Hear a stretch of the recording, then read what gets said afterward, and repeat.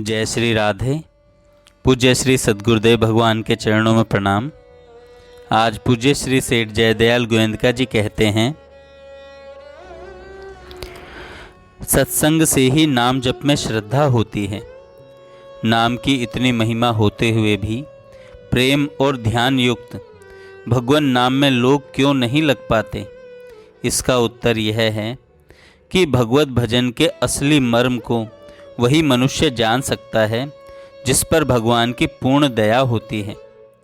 यद्यपि भगवान की दया तो सदा ही सब पर समान भाव से है, परंतु जब तक उसकी अपार दया को मनुष्य पहचान नहीं लेता तब तक उसे उस दया से लाभ नहीं होता। जैसे किसी के घर में गड़ा हुआ धन है, परंतु जब तक वह उसे जानता नहीं तब तक उसे कोई लाभ नहीं होता, परंतु वही जब किसी जानकार पुरुष से जान लेता है और यदि परिश्रम करके उस धन को निकाल लेता है तो उसे लाभ होता है। इसी प्रकार भगवान की दया के प्रभाव को जानने वाले पुरुषों के संग से मनुष्य को भगवान की नित्य दया का पता लगता है। दया के ज्ञान से भजन का मर्म समझ में आता है, फिर उसकी भजन में प्रवृत्ति होती है और भजन के नित्य निरंतर अभ्यास से उसके समस्त संचित पाप समूल नष्ट हो जाते हैं। उसे परमात्मा की प्राप्ति रूप पूर्ण लाभ मिलता है। यहाँ पर यदि कोई शंका करे कि यदि भगवान भजन करने वाले के पापों का नाश कर देते हैं या उसे माफ़ी दे देते हैं तो क्या उनमें विषमता का दोष नहीं आता? इसका उत्तर यह है कि जैसे अग्नि में जलाने की और प्रकाश करने की शक्ति स्वाभाविक है, इसी प्रकार भगवान नाम में पापों को नष्ट करने की स्वाभाविक शक्ति है। इसीलिए भगवान ने श्री गीता जी में कहा है, मैं सब भूतों में समभाव से व्यापक हूँ, न कोई मेरा अप्रिय है न मेरा प्रिय है, परंतु जो भक्त मेरे को प्रेम से भजते हैं वे मेरे में और मैं भी उनमें प्रत्यक्ष प्रकट हूँ। इससे यह बात स्पष्ट हो जाती है कि जैसे शीत से व्यथित अनेक पुरुषों में से जो पुरुष आग के समीप जाकर आग का सेवन करता है, उसी के ठंड का निवारण कर अग्नि उसकी उस व्यथा को मिटा देती है, परंतु जो आग के समीप नहीं जाते उनकी व्यथा नहीं मिटती।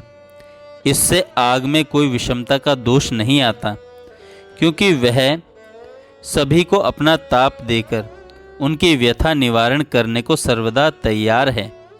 कोई समीप ही न जाए तो आग क्या करे?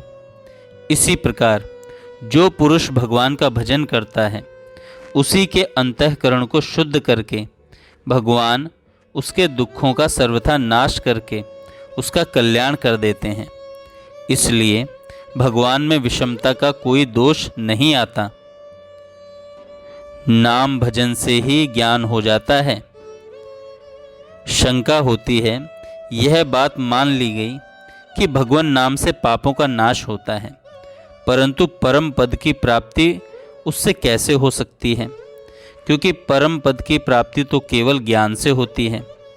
उत्तर में सेठ जी कहते हैं, ठीक है, परम पद की प्राप्ति ज्ञान से ही होती है, परंतु श्रद्धा, प्रेम और विश्वास पूर्वक निष्काम भाव से किए जाने वाले भजन के प्रभाव से भगवान उसे अपना वह ज्ञान प्रदान करते हैं जिससे उसे भगवान के स्वरूप का तत्व ज्ञान हो जाता है और उससे उस साधक को परम पद की प्राप्ति अवश्य हो जाती है। भगवान ने कहा है, मत चित्ता मदगत प्राणा बोधयंत परस्परम। निरंतर मेरे में मन लगाने वाले, मेरे में ही प्राणों को अर्पण करने वाले भक्तजन सदा ही मेरी भक्ति की चर्चा के द्वारा आपस में मेरे प्रभाव को जनाते हुए तथा गुण और प्रभाव सहित मेरा कथन करते हुए संतुष्ट होते हैं और मुझ वासुदेव में ही निरंतर रमण करते हैं। उन निरंतर मेरे ध्यान में लगे हुए प्रेम पूर्वक भजन करने वाले भक्तों को मैं वह तत्वज्ञान रूप योग देता हूँ कि जिससे वे मुझको ही प्राप्त होते हैं। उनके ऊपर अनुग्रह करने के लिए ही मैं स्वयं उनके अंतःकरण में एक ही भाव से स्थित हुआ अज्ञान से उत्पन्न हुए अंधकार को प्रकाशमय तत्वज्ञान रूप दीपक द्वारा नष्ट करता हूँ। अतएव निरंतर प्रेम पूर्वक निष्काम नाम जप और स्वरूप चिंतन से स्वतः ही ज्ञान उत्पन्न हो जाता है और उस ज्ञान से साधक को सत्वर ही परम पद की प्राप्ति हो जाती है। कुछ भाई नाम जप के महत्व को नहीं समझने के कारण उसकी निंदा कर बैठते हैं। वे कहा करते हैं कि राम राम करना और टाएं टाएं करना एक ही बात है। साथ ही यह भी कहा करते हैं कि नाम जप के ढोंग से आलसी बनकर अपने जीवन को नष्ट करना है। इसी तरह की और भी अनेक बातें कही जाती हैं।